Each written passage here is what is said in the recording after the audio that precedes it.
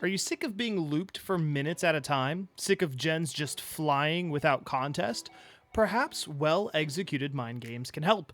Mind games are some of the hardest things for killers to learn in Dead by Daylight, but once you start learning them, your chases will be faster and matches can get infinitely better. In today's boot camp, we take a look at a killer player who has a good handle on the basics.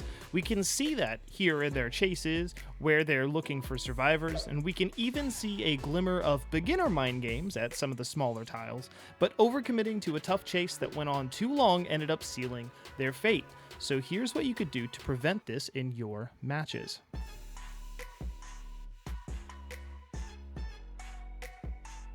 I think when we break down this footage a little bit, we're looking at a killer player who understands some of the basics, getting through pallets, things like that, but windows, especially windows with long walls that are not easily maneuvered, they're having a tougher time figuring out what they need to do in those scenarios. And there's a few reasons why you want to change the way you think about the shack and yourself as the killer.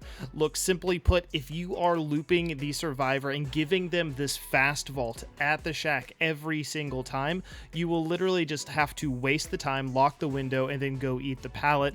And honestly, there's a faster way. This is a tremendous waste of time, and it's just going to hurt you in the long run. So foundationally, starting off, really the big thing here is that you need to kind of understand how you are influencing survivors and what is going to give them fast vaults or easy access, right? So you need to understand directionally how to manipulate a situation so that the survivors have less of an advantage. In this case, if you are pushing survivors through the door that gives them the fast vault, you want to push them through the other door. If you push them through the door where the pallet is, it forces one of three options. They have to either drop that pallet, they have to go in and unsafely vault that window, or that leaves it up to an easier 50-50 mind game that the killer can catch them on, rather than them just getting 3 safe vaults in a row. Now, this is something to keep an eye on really during any chase that you have, is to be sure that you're pushing people away from fast vaults and away from windows. Even if you're at a junk tile that's really close to a long wall jungle gym or something of that nature, you want to be sure you're pushing people away from fast vaults. But once you do that and you start learning that, it'll be much easier to have a little bit more control and say over a situation instead of just blindly following a survivor. All that being said, there are some mind games that we can start to employ that will actually help you if you are caught in a situation at a long wall with a window or something of that nature at the shack that will be able to give you a bit of an advantage.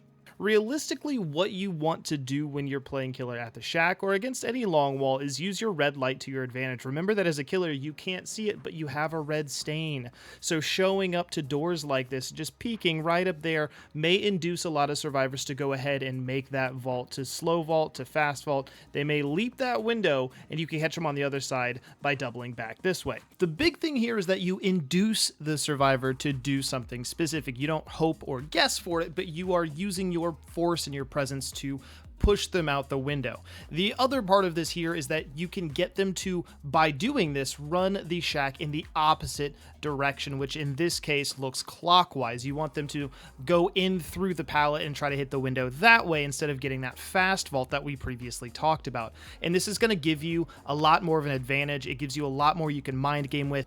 The other thing that you could do at these sort of scenarios is to vault the window, but in a very, very specific way. You don't just want to vault after the survivor. Remember that when a survivor vaults that window, they are going to be looking behind them to see where you are going to go next. And by doing this, they will plan their next steps. Once that survivor gets that fast vault, the best advice I can give is to go left. This will push the survivor the opposite direction, right, towards the pallet. At this point, you could back up to the window and get the vault out of it very quickly, pushing the survivor through that pallet door. Of course, this is applicable to other sort of tiles, but you do need to know where they are going to go, what is advantageous for them or not. And ideally, even if there is no pallet to push them towards, this also works just to get them to slip up and run in front of the window so that they make less distance. So this is something really important, but it is not the most reliable thing in the world. Definitely use this sparingly, see if it works a time or two, maybe to gain a little bit of extra distance, and be careful with it.